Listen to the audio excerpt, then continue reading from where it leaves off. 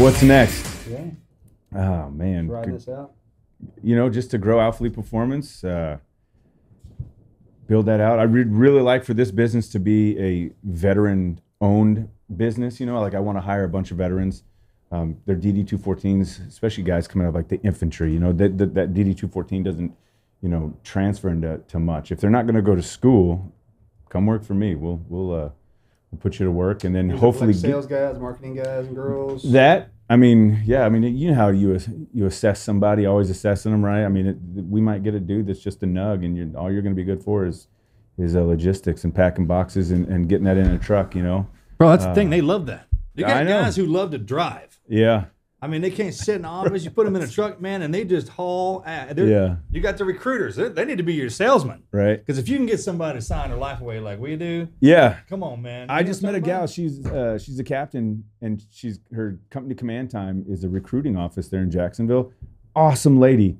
And I was like, man, I would love to hire her because she's running a company. I mean, any officer who's run, you know, their command time. Think about what they have to do. That's like a used car salesman. Yeah. I mean, they're awesome at that. And, Yeah. If you step back and like plot the military on a whiteboard and put civilian titles over it, Right. what they do, all the way down to the damn janitors, man. Yeah. You could build something because no one. I mean, even if they complain, it doesn't matter because they still love to do it. It's true. That's like that's what their niche is. Yeah. It's pretty hilarious. That's why the military runs the way it does because they can see that and they just stick them like where they need to go. Right. But yeah, that's next. Just keep growing this business and that's awesome. and have fun doing it. We're in no rush. We're doing fine. We're living comfortably. Yeah, and just stay What up. rank were you when you got out? E7. 10? Yeah, had all that bullshit with getting hurt and stuff fucked up. And then going to the RRC, I was in school for a year and a half for that program. And when it came time to actually go take a team, old Lou Palka, I'll say his name, that son of a bitch. Yeah, great guy, but he said, go take a team in Germany for me. And I was like, nah, I think I'm gonna drop my packet and to retire. Stuck me in the basement.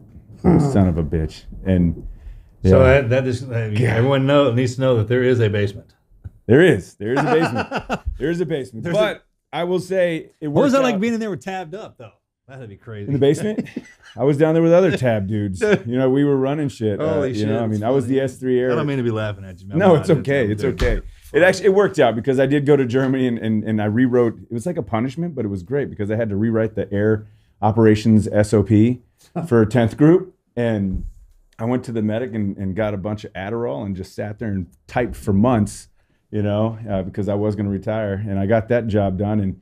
And out of nowhere, a buddy of mine, old warrant officer, called me and said, hey, Travis, you've got some medical, you know, experience. I kept my EMT license current and stuff. Dude, that was huge. And he's like, and you're Green Beret, and there's this band that needs a security manager with some medical background. And I was like, well, what's the band?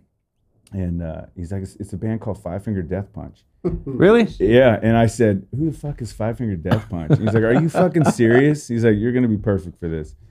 And so I told the sergeant major of the basement, you know, Rolf Jensen, loved that dude. I was like, Rolf, dude, I was on terminal leave. And I told him, said that, you know, Chief so-and-so just called and said, hey, he wants me to go be the security manager for Five Finger Death Punch. And Rolf was just like, what? Are you fucking serious? Oh my! So it's my favorite band. Get the fuck out of here. Just call me every month. Just check in every month. And had my replacement for the basement. And I, when I was on terminal leave, I went and security man on 3 tours with Five Finger Death Punch. How was that?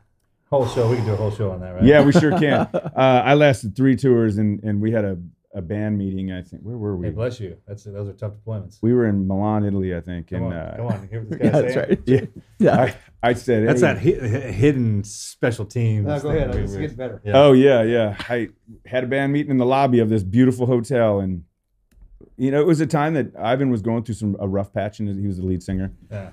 And he went home, and Tommy Vex filled in for him, and I was just like, you know what, I apologize. And I think I hurt some feelings because I said, this is so below anything that I've ever done in my life, and I don't think I'm going to come back. And it was. I hated babysitting, you know, rock stars. Zoltan was great, but there were some things that I had to sign an NDA that I can't talk about. It might. I think the statute of limitations run out, but still, there was just some things that just a guy who's had to take care of his buddies in combat, you know, and things like that. And then you're dealing with rock stars. Yeah, and I just couldn't deal with it. So I did that European tour and came home, and yeah, that was it for me. This is the Team Never Quit podcast. So buckle up, Buttercup.